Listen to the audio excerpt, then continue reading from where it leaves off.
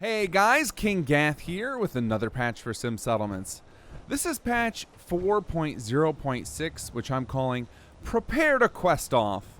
And that's because this patch introduces some new hooks for us on the Conqueror team, and hopefully some of those creative faction pack authors out there to start getting you more quests to play with.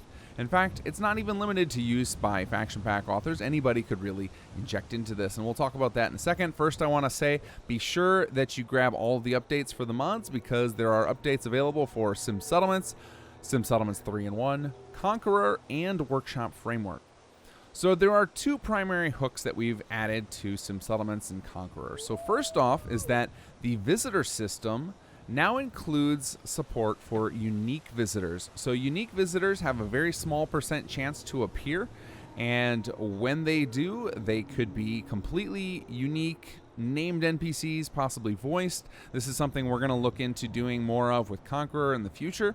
And the difference between a unique visitor and a generic visitor is that the unique visitors will never go away. Once they're added into the game world and they show up in your settlement and they're lured in, instead of just randomly disappearing, they will basically travel between all of your different settlements. Now, when a unique visitor that's unique to an outpost shows up, it will travel between the different outposts that are locked to that particular faction. So for example, if you're playing with Jammer's Gang and one of our unique visitors shows up, they won't just disappear. Instead, they will travel between all of your different outposts. And like I said, faction pack authors or anybody else will be able to inject and take advantage of this system as well. Now, the other one is something that we actually do have content for immediately in Conqueror, so this isn't just a hook, especially for those of you who haven't started a brand new playthrough. So in patch 4.0.5, if you remember the notes, I mentioned that we added some new quests in the very early game.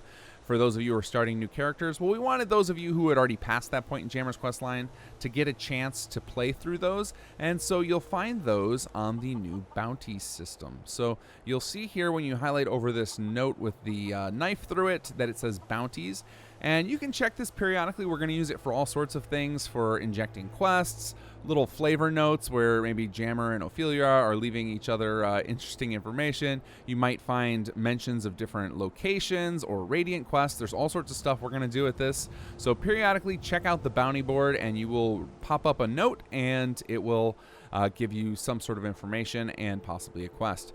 And this is injectable by anybody else as well. So there's a new function on the, or a new form on the, new function, new form, new property. Thank you for words. New property on the add-on script quest, so that any of the authors out there who like to make content for Sim Settlements can add in their own bounties and trigger things. And these can be flagged to be specific to an individual faction, or maybe just to a faction type, or they can be completely open so that anybody can get them. So these are very, very open systems that people can kind of use however they want. And I'm hoping it'll encourage more people to get you guys quests without having to do necessarily complicated voice work, because something like the bounty system, the quest work can be done all in kind of the Fallout 76 method of through terminal entries and books and notes and things like that, but this is a great way to trigger them where all of you guys will have access to it.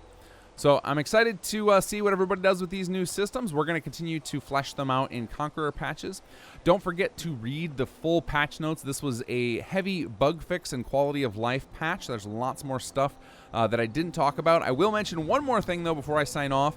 For those of you who have gone heavily into the slaver route, note that the slave collars, when you use them on random, unsuspecting NPCs out in the world, they now correctly send off an alarm. And what that means is basically, if you use them in front of other friendly NPCs, those other NPCs are not going to just take kindly to it. So if you grab one guy, all of their friends, if they see you do it, are going to get pissed off. So just be aware that you can't just walk into a town anymore and just enslave everyone without them doing anything about it. Now you will cause the rest of them to be aggressive unless you're stealthy about it.